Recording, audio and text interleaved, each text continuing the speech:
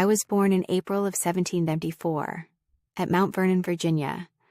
My mother, Betty, was enslaved by Martha Washington. My father was a white indentured servant named Andrew Judge.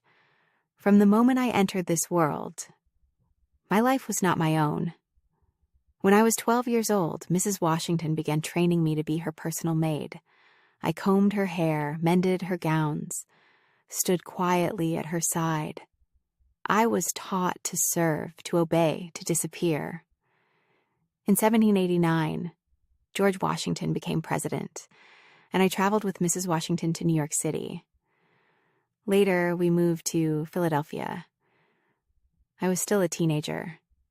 Leaving my family was frightening.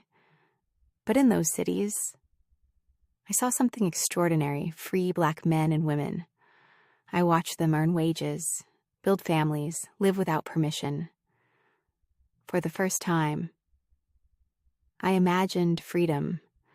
I attended the theater, saw a traveling circus, wore fine clothing as the First Lady's preferred maid, garments meant to reflect the president's wealth. But silk and lace could not hide the truth. I was enslaved. My resolve hardened in March of 1796. Martha Washington's granddaughter, Eliza Custis, was to be married, and I was to be given to her as a wedding gift. A gift.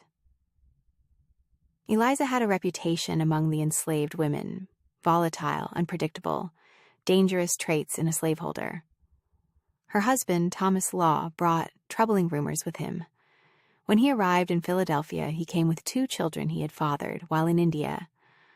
Whispers about his character followed him. As an enslaved woman, I understood what that could mean. In a new household, under a man of questionable reputation, my safety would not be guaranteed. I would not take that risk. So I made a decision. On May 21st, 1796, while the Washingtons sat at dinner, I slipped quietly out of the president's house. Members of Philadelphia's free Black community had already carried my belongings to the docks. They were waiting for me. When I stepped onto that ship bound for New Hampshire, I stepped into uncertainty, but I also stepped into freedom. The Washingtons called my escape a betrayal. They said I had been treated like family, but family does not own family. I found work in Portsmouth. In 1797, I married a free man named Jack Staines. For the first time, I lived in a home that no one could claim. President Washington tried twice to reclaim me through deception, through pressure, through promises of future freedom, but I refused. I told them plainly, I am free now, Gerke, and choose to remain so. I fled again when warned. I hid when necessary, and I endured. George Washington died not long after his final attempt to capture me, on February 25th, 1848.